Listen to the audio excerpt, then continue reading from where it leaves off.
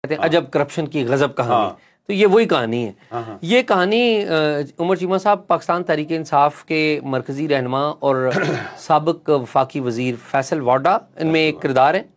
आपको पता है बड़े ताकतवर वजीर थे और ये वही वजीर थे जिन्होंने एक टीवी प्रोग्राम में एक बूट ला के टेबल पे रख दिया था। लेकिन आपको बूट ज्यादा याद आता है जब करप्शन पे वो उनकी इतनी बड़ी कंट्रीब्यूशन है कि वो चाहते थे कि 5000 बंदे अगर जो करप्ट है उनको हैंग कर दिया जाए। वो कह रहे थे कि अगर बेशक मेरा भी नाम आ जाए जी तो इस मुल्क के मसाइल जो है वो हल हो सकते हैं। हाँ नहीं, मैं बूट उस वाले से नहीं, मैं ये कह रहा हूँ कि वो इतना यकीन रखते थे इन 5000 बंदों को 5000 बंदों को मार दें, ये सारी बातें इस तरह करते थे वो।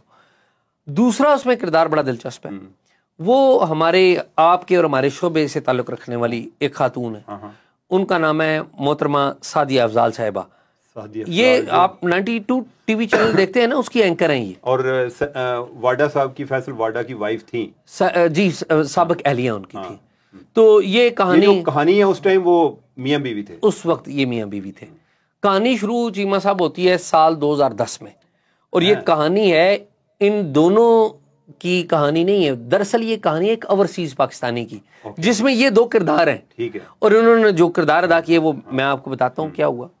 एक ओवरसीज पाकिस्तानी है, कनाडा वगैरह बाहर रहते रहे हैं, नवीद चौधरी उनका नाम है। और आपको पता है जो पाकिस्तानी बाहर रहते हैं उनकी ख्वाहिश होती है कि पाकिस्तान में आखिरी दिन गुजारें, इस्लामाबाद में घर बना लें या जो भी उनका नेटिव टाउन है वो बना लें। इन साहब ने, नवीद चौधरी साहब ने अपनी जमा पूंजी जो है वो खर्च की और इस्लामाबाद का सेक्टर है E11-3, वहाँ पर एक प्लाट नंबर 1 लिया। वो ये तकरीबन 1 कनाल का प्लाट था। इस प्लाट के ऊपर इन्होंने घर बनाया। इस प्लाट के बिल्कुल साथ जो है एक नाला गुजर रहा है, गंदा नाला। तो इन्होंने उसको भी कवर किया। और अब जब ये प्लाट बना रहे थे तो इन्होंने उसकी रेगुलराइजेशन मांगी कि उसको ये कवर कर लेते हैं तो उसको इनके घर के अंदर ही शामिल कर लिया जाए। वो इनके अंदर शामिल हो गया। अच्छा।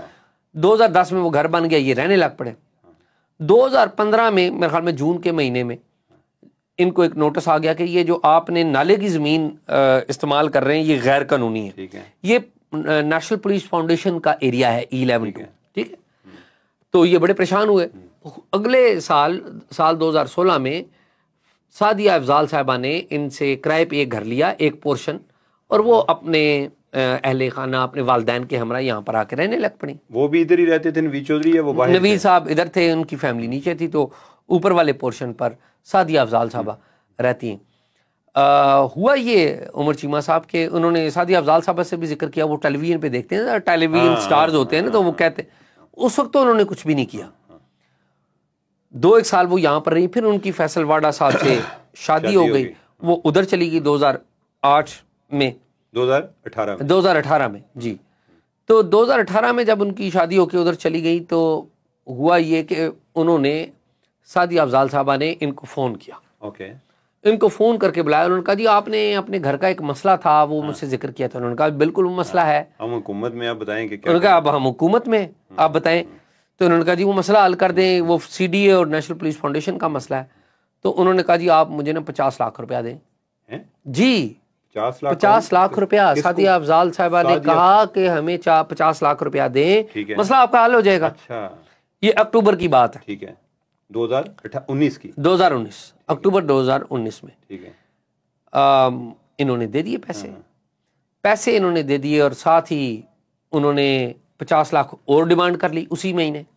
अच्छा। इन्होंने 50 लाख और दे दिए। वो बताया कि किस मद में? वो उन्होंने कहा कि जी हम जो पैसे हैं ना वो आगे चूंकि दे रहे हैं, काम आपका मुश्किल है, रेगुलराइजेशन करानी है, वो भी स्पीड मनी चाहिए। जी हाँ। फिर फरवरी का महीना, अगले साल फरवरी का महीना आ गया। फरवरी के महीने में 50 लाख रुपया और मांग लिया उन्होंने।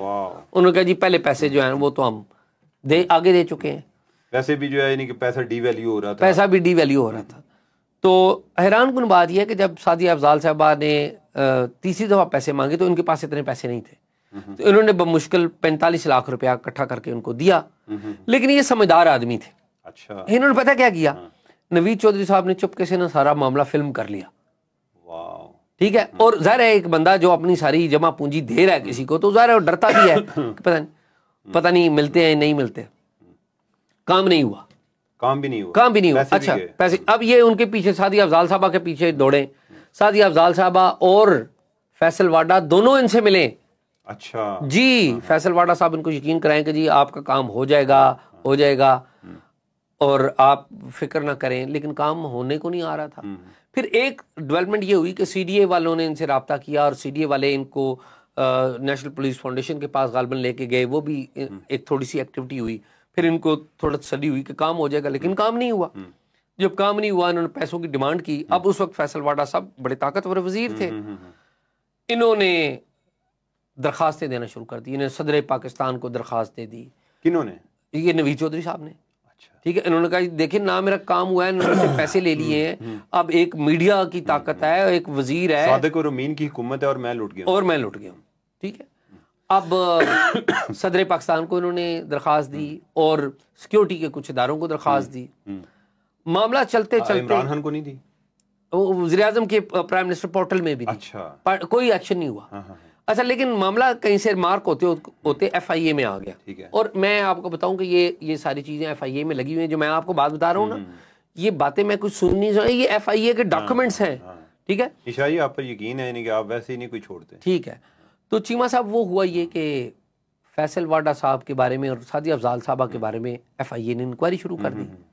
अब उन्होंने एक वीडियो में कहा हुआ है कि हमने तो CDA में आगे पैसे दे दिए।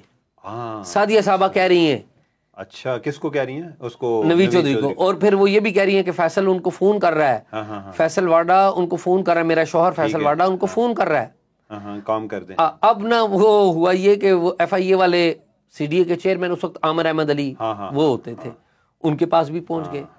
पता ये चला कि आमिर अहमद अली को फोन किया था फेडरल मिनिस्टर फैसल वाडा ने कि ये नवीद चौधरी साहब आ रहे हैं, ये मेरे वालिद के दोस्त हैं। अच्छा, आप इनका काम करें। अब ये देखें ना, कितनी अफसोसनाक, कितनी अफसोसनाक बात है कि ये इस तरह की बात है।